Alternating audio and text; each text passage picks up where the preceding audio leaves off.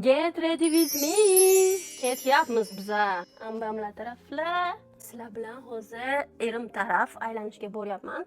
Bir ikkita narsa esimdan chiqibdi. Наконец-то 10 kun deganda ko'chaga chiqyapman. Har bitta ayol Rossiyaga kelib birinchi bo'lib nima qiladi deb o'ylaysizlar? Albatta, Wildberriesga kirib, Wildberriesdan kerakli narsalarni zakaz qiladi. Как раз men ham juda ham ko'p narsalar zakaz qilganman. Shu zakazlarimni bugun nasib bo'lsa olamiz va sizlarga erta-indinlarga распаковка qilaman. Shunaqa zo'r narsalar zakaz qilganman. Bir ikkita yaxshi beauty blogerlarga podpisan bo'lganman, TikTokga ham, Instagramga ham. Endi tushunyapman, nima uchun mana bunaqa konsiler kerak. Birinchi bo'lib mana bularni yopish uchun, keyin oqani oqartirish uchun. Shu uchun ikkita konsiler ishlatyapman. Qaranglar, как будто ton одинаковый, bir xil bo'ldi.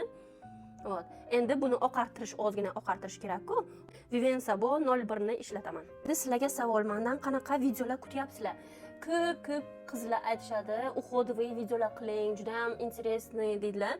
Конечно же, men 30 ga kirganman va meni yuzim 30 ga kirgan ayolni yuziga o'xshamaydi. Shu uchun juda ham ko'p kishi mendan shu rutinani so'rashadi. Albatta men sizlarga bu narsalarni qilganman va qilaman ham, lekin bundan tashqari yana qanaqadir интересный sizlarga yoqaydigan rubrikam bo'lsa, обязательно yozib qo'yinglar, потому что men uchun bu интересныйda. Bilan influencer korrektorini olib kelganman 01 оттенкda. Shunaqa tenni chiroyli qilib beradi, qaranglar. Естественный chiqarib beradi, qaranglar.